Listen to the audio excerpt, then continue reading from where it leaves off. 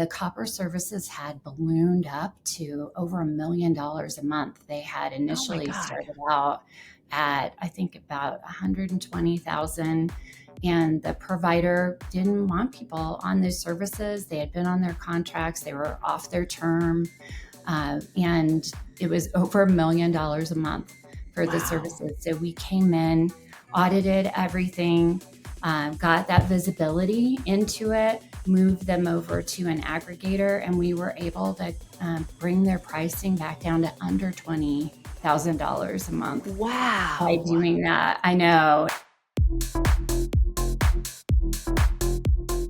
Welcome to Between Fires and Futures. I'm your host, Tonya Terrell, and today's episode is all about cost optimization, but not in the abstract. We're talking real dollars, real decisions, and the invisible ways your IT budget may be bleeding while you're too busy putting out fires to notice. And returning to the podcast, because we had such an incredible time a couple weeks ago and couldn't get enough of it, is Leslie Bonsett from Global Consulting Group. And she has helped IT leaders across industries rein in runaway spend, optimize what they already have, and free up resources for the projects that really matter.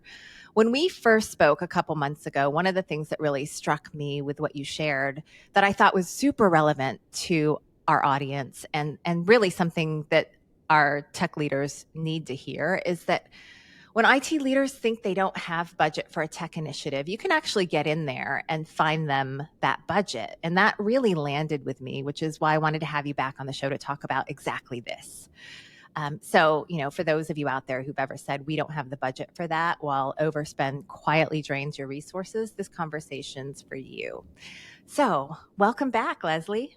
Thank you. I'm really excited to be here. Thanks for having me back, Tonya. Yeah, of course. I'm really excited to talk about this too, because this is something that we hear a lot is the, overspend, surprises on their cloud bills, all of that kind of thing. And so I want to start with the big picture. Why is IT overspend such a persistent problem? Like what's causing it, and why do so many organizations really miss it until it's too late?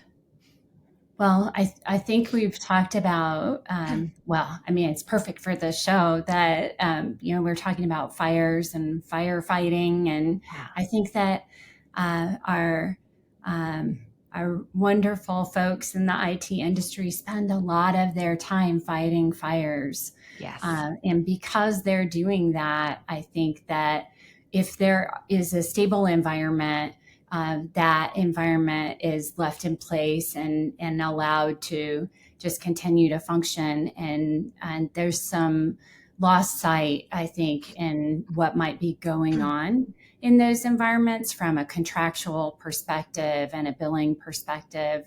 They just allow those facilities to remain, and they may be coming off contract. They may be being hit with re-rate.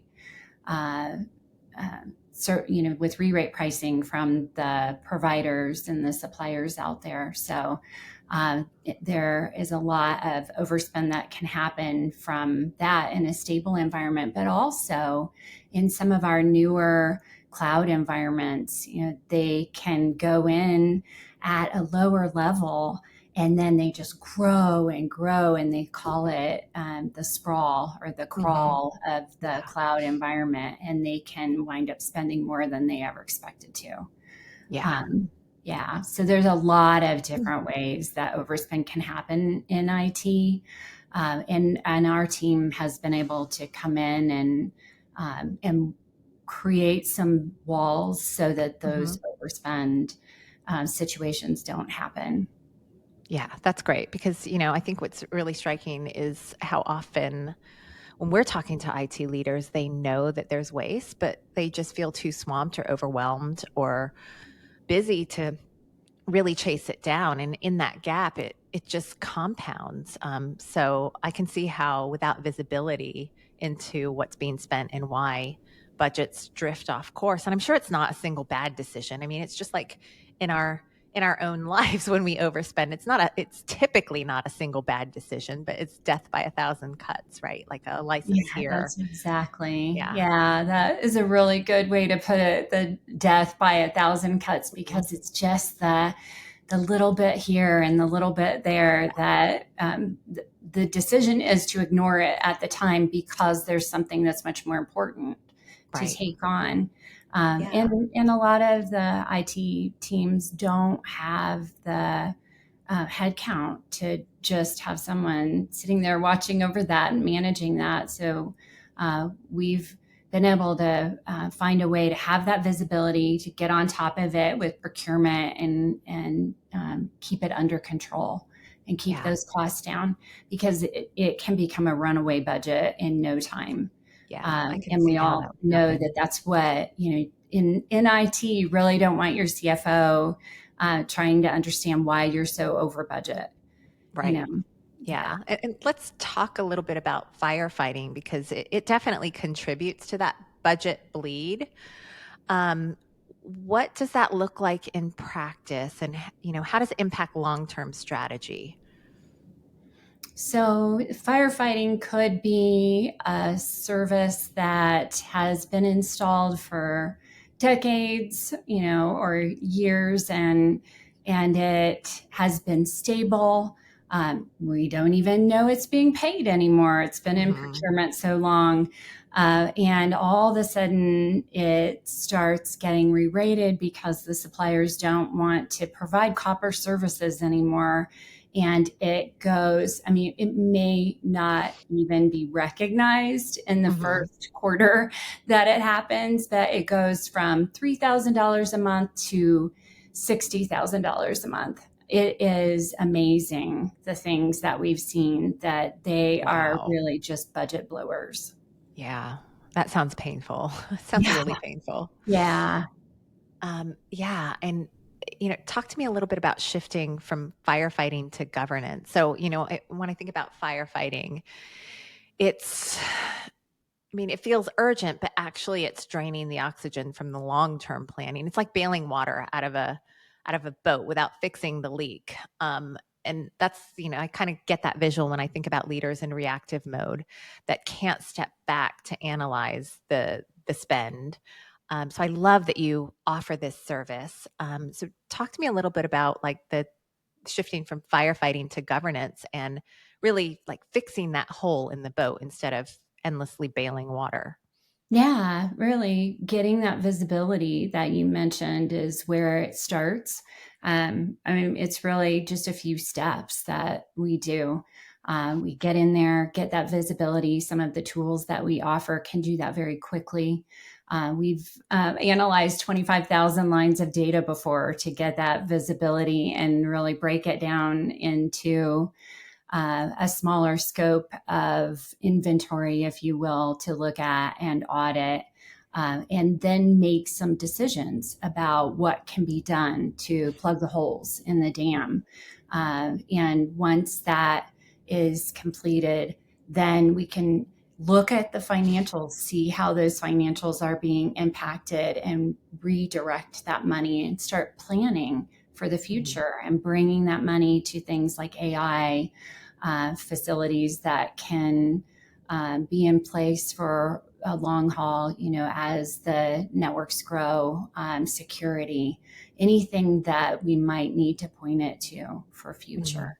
Yeah. So where do the hidden costs tend to lie? Oh, there's so many Yeah. places. Equipment, failing equipment, those copper lines that I mentioned before. We had a client that they had fraud that had, Wow. And they weren't aware of it?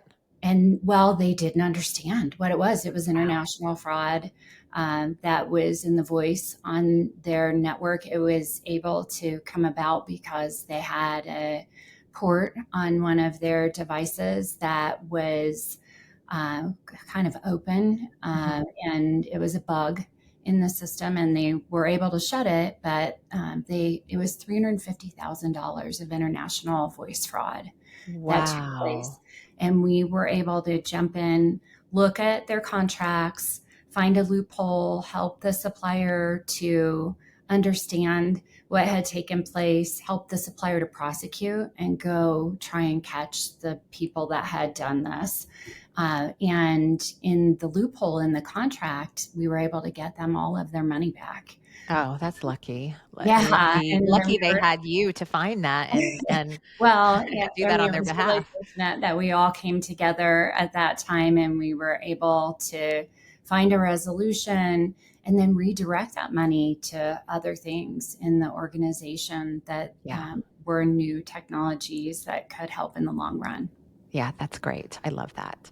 Yeah. Um, so I want to talk about inertia for a minute because I think a lot of overspend happens. I mean, at least this is what we hear from our IT leaders.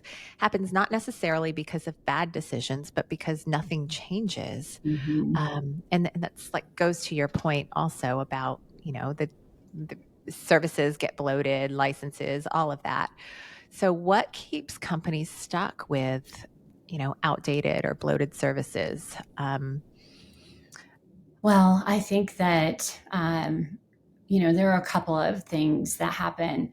I mean, uh, the fear, I guess I would say, Mhm. to act on something new, the inability to focus on it because of all of the fires that are coming Yeah, at them from an executive perspective. I think that if the old adage, if something isn't broke, don't broke. Yeah. fix it. Yeah, I think that when that is kind of the mindset, and the mindset of, well, nobody ever got fired for having so and so in there providing their services. Those are the things that really cause that inertia to happen. And without the visibility, and there's so much confusion in the old services that are provided and the systems that provide those services from the suppliers, it's very difficult to understand all of the different components. I mentioned the 25,000 lines of data. Those were Yeah. all different components. It was really only 200 different services or Mhm. 300 different services, but 25,000 lines of data Wow. for what went into Huge. their systems for billing. Yeah. So, when you can get past that and push past that confusion that Hmm. happens and you have that visibility that you mentioned, then that can stop the inertia from Yeah. happening. And we can move past that, put some governance in place, like you Hmm. mentioned, Hmm. and then really set about a new environment where you've got things under control Hmm. and you've got money that you can spend on new things to set up that future of new technologies, that whatever you might need, Yeah. security, AI, as I mentioned, to be able to take on new things that are going on in the world, and to be able to create new products for your Yeah. business or whatever it might be. Yeah, absolutely. Yeah, I don't think there's ever been a more exciting time for new I technologies that are know. really game changing for business. I, Um, I tell my team all the time that this is an amazing time.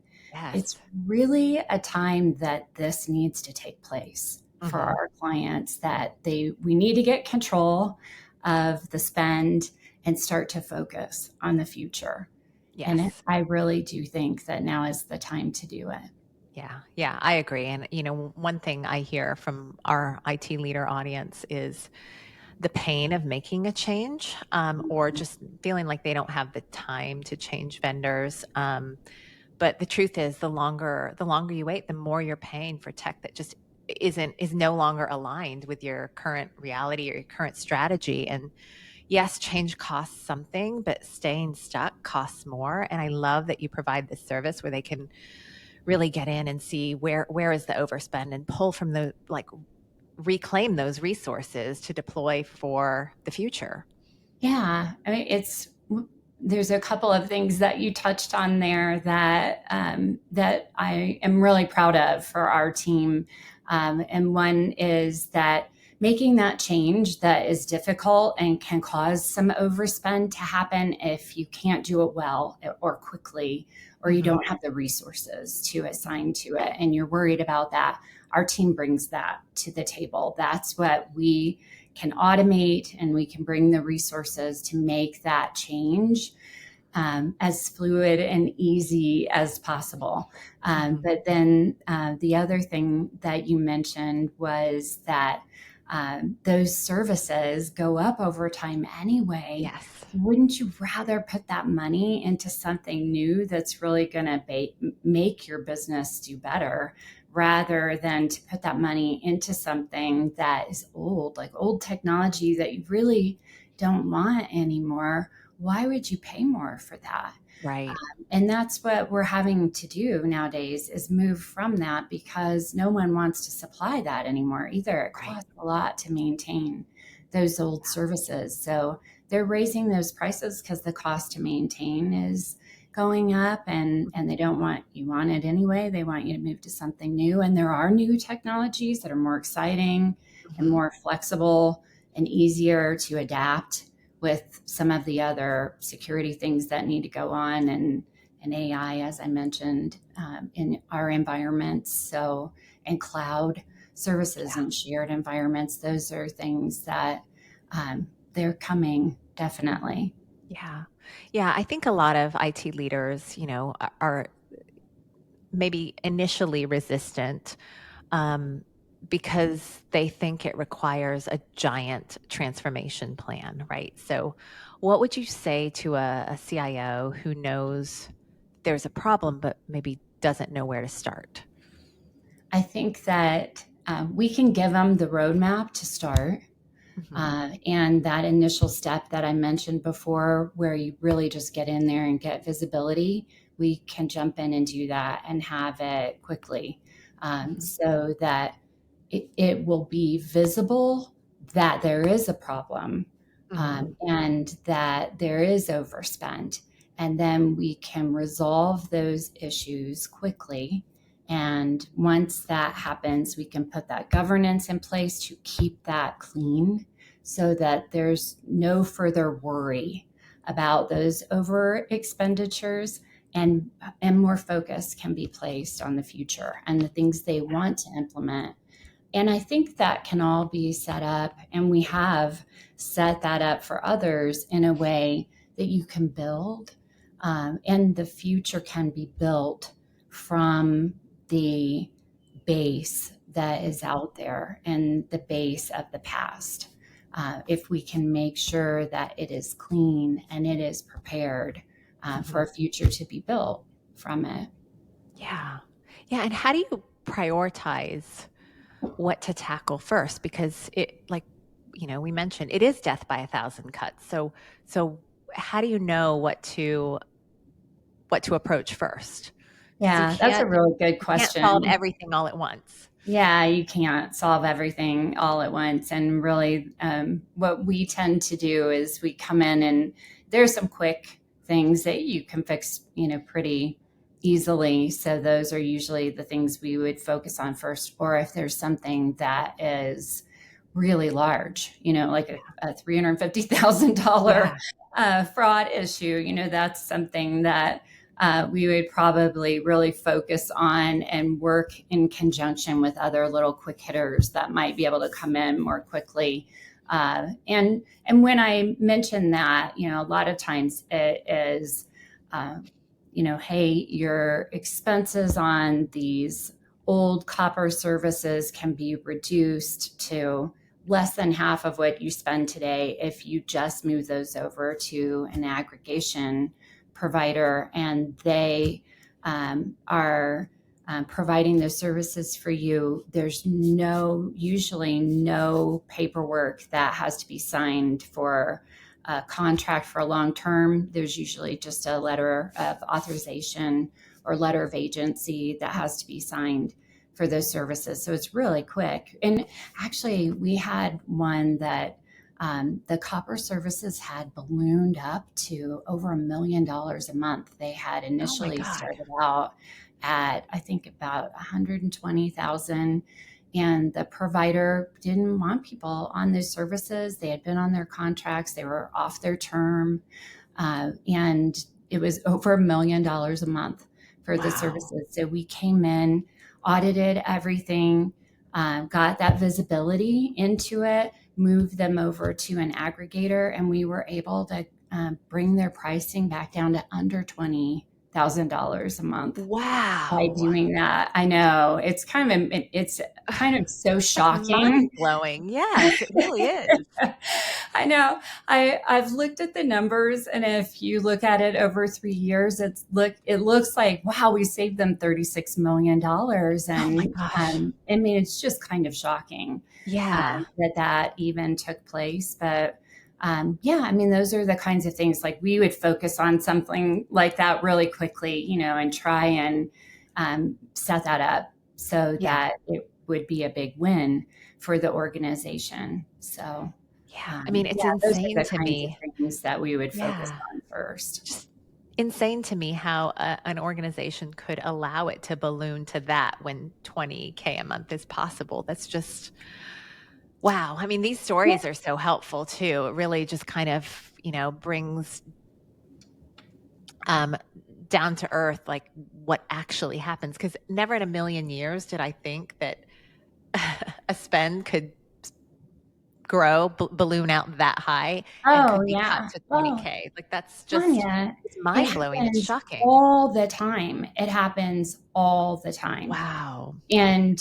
this particular organization, when it happened, they jumped on it right when it Yeah. happened, Oh right when yeah. that bill came in. You know, it happens because the providers are trying to make a statement. You're off Yeah. contract, Yes. and these services have been around for 15 years. They've been stable, so no one's looking at them. They think they have time to deal with it because there are so many other things going on. Yeah. The example of a copper service that went from 3,000 to 60,000 over a few months, that happened. That's a real example. Wow. That, when we are able to jump in there, get some visibility, and then take that pricing down for them, they Mhm. save hundreds of thousands of dollars in a year. And a Yeah. lot of that's going on right now because the suppliers really want to move off of the Mhm. copper services. Yeah, that makes sense. I mean, I never considered that angle, but that makes total sense. Can you share some more stories where a cost audit unlocked budget for a customer and how that shifted what was possible? Because, yeah, I mean, when you just shared that, it blew my mind. I just want more. Oh gosh, there's so many. I mean, we completed the one that was 25,000 lines of data, and we saved them $5 million over Wow. 3 years. Mhm. We had some cellular services that were similar, that we were able to save them and take the cost down from, I think it was $75,000 a month, and we took them down to $30,000 a month. And it's not big changes. Like, there's not a lot of new installations that have to Mhm. go on with that. It's just being able to get that visibility Yeah. into what's going on and understand, hey, the market rate now is lower than that. Mhm. And they don't always get to see what the market rates are. We Right. get to see that on a daily Right. basis. Yeah, I don't know if you have data points around this or if you could just take a guess, but I am so curious, of the organizations that you work with or just in general, w- what percentage you think are really overspending in this way? Oh, Just didn't wow. realize it was this pervasive and to that extent in cost. Yeah. So I would say, Tanya, and I haven't really looked at this. It's a really Hmm. good question. I'm going to make a note for myself to do some research on it. But I would say at least 85% Wow, that's are massive. functioning this way. Yeah, because it just happens. It Yeah. just is something that organically happens in the organization unless they have the head count, or someone in procurement is keeping an eye on it. It just kind of naturally happens. I mean, we haven't had a client that we haven't been able to do that for. That's how we, we prove ourselves to the organizations that we work with. And then once we get in there, it's not a one and done kind of thing. We are able to continue to find new avenues to save them money. And most of our clients we've been working with for 15 to 20 years. So we are always able to find these things. So, whether it's the telecom spend or the licensing and software spend or security or cloud, things can get away from us. So, and in terms of the services that are offered, a lot of times they're built on ease of use, but the more you use them, the more they bill. So there are a lot of ways that this can happen, and it just spins out of control. Yeah, it sounds like it. And I would imagine, like, as we move down the path of, this AI era, that is going to become more of an issue. I think so too. That's why I think that right now we really need to be working with folks since we have automated tools that can assist with this and can do things more quickly. This is the time to get it cleaned up because AI is coming. And I think that even the suppliers are thinking that it's going to require more network. Years ago, we didn't even think we were going to be working with 10 gigs. And now we have a gig at our homes. I mean, it's just kind of amazing the way that things are happening and the different tools that are offered on software and the things that we can do in AI with the different learning languages that are out there. I think that it's really an exciting time. It is. We need to make sure that the companies we're working with, that they're set up for success and not just these out of control, spiraling budgets that make things really difficult to function. Yeah. So what is your advice to IT leaders that are trying to make smarter budget decisions, but they have to balance that with not slowing down innovation? How do you balance that, like agility and accountability? I think you can do both things at the same time. I mean, you've got to find a starting place of, hey, we're going to, put our foot down. We're starting now. We're going to look at the expenses that are out there. They can potentially start in a specific area if that is easier. But putting, that line in the sand of this is where we're going to start. We're going to do this. And let's find the easy things that we can make changes to that will bring big changes, to the organization and good changes to financials. We can do that relatively quickly. So let's do that. At the same time, we can set ourselves up for, these really positive,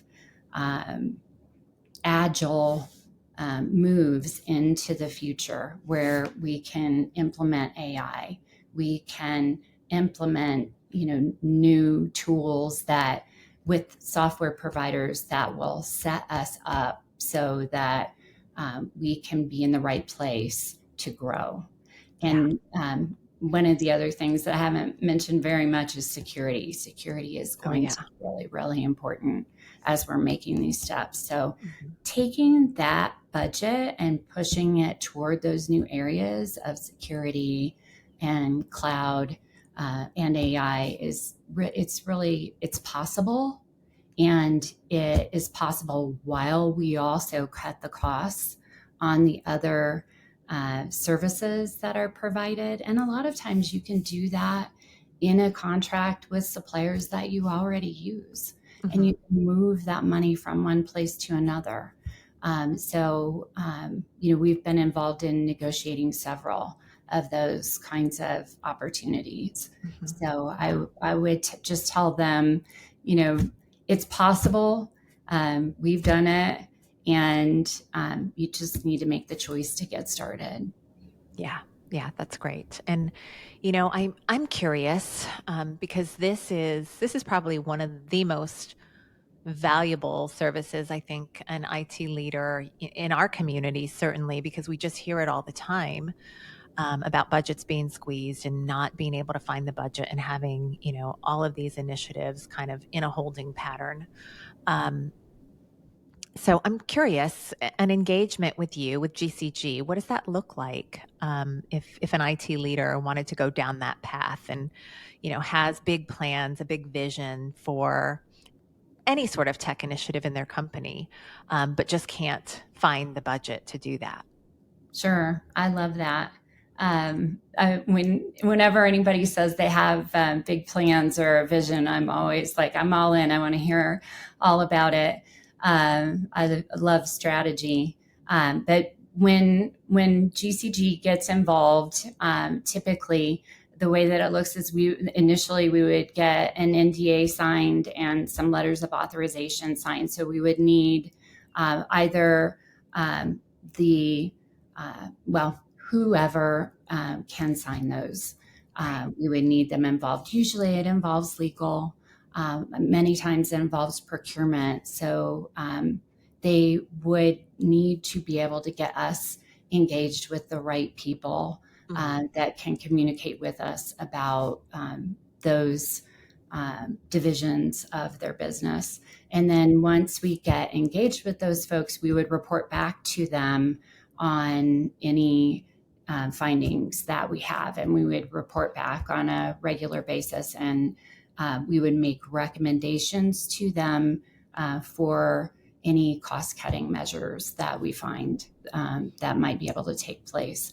And we can work with any organizations that they want us to in reporting those findings. If they want to put someone in charge of the project, we can work with them.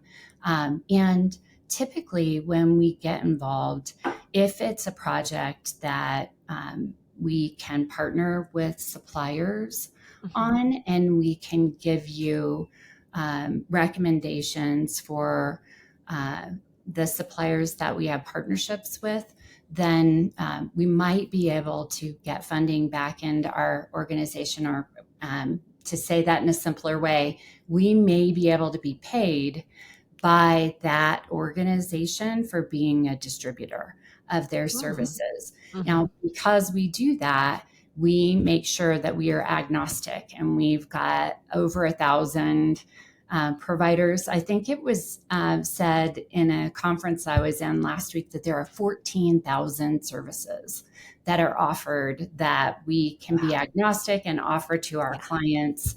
So we try to make sure that we're just functioning as someone who's doing the information gathering, the audit, and then we can make recommendations as to what we think would be a fit based on their criteria for their decision. What is important to them as a business. To do that, we need to understand their business drivers and their vision. So we would come in initially and understand what they're trying to do, what that vision is, put people in place to affect change and make that happen, and help them make those moves to other suppliers if that's the case. If we can receive the pay from being a distributor, then we wouldn't charge them for our services. That's amazing. That's amazing. Now, there are some folks that they want extra things and they want to have an hourly fee, so we can put packages together for the consulting that takes place. We do special packages with reduced cost to offer that to them as well, if that's what they're interested in. Yeah, I love that. I love that you offer that. And, I think that's why you make such a great partner for us, because you are brand agnostic, and, you're coming from that place of just serving the company, serving the IT leader, whatever their needs are. And you're partnered with so many suppliers that you can recommend what is best for them, versus, having an agenda. Right. So Yeah. I love that, because that is, that is our whole model, is serving the IT leader whatever they need. And I love that you guys are so aligned with that. Yeah, It we makes it easy actually, to. I'm really proud of our the investments we make into our clients because I Mhm. think we get, um, they pull at our heartstrings and we get really invested in them and what their goals are. And I would never think of uh, trying to push them, toward certain vendors. And that's why I love our partnership that we have with AppDirect because it provides so many different solutions and Mhm. services across the board that we can bring to the table. And Yeah. we don't have to, fence them in at all. So we Yeah. can listen to their needs and just bring the best providers to the table for them. Yeah. I love that. I love that. And we're so aligned on that. So let's get practical for a minute. And I'd like to talk about what are the 2 or 3 steps an IT leader can take this quarter to stop budget bleed, um, even if they're deep in firefighting mode. Mm, yeah. Well, reach out to me. Mhm. uh, because we'll jump in and we'll pull all of the information. So that would be the first step is that you have to get visibility. So we will get visibility. I tend to think that the quickest moving thing is to take a look at the services Mhm. that are out there and see if there's any just complete waste that needs to be cut. It takes 30 to 60 days to remove a service from the billing invoice. So, getting that done quickly would be really important. But I think the quickest, uh, easiest thing to do is to take any copper services that are functioning today and move them to a less costly scenario. And that typically is one of the aggregators that's offering service.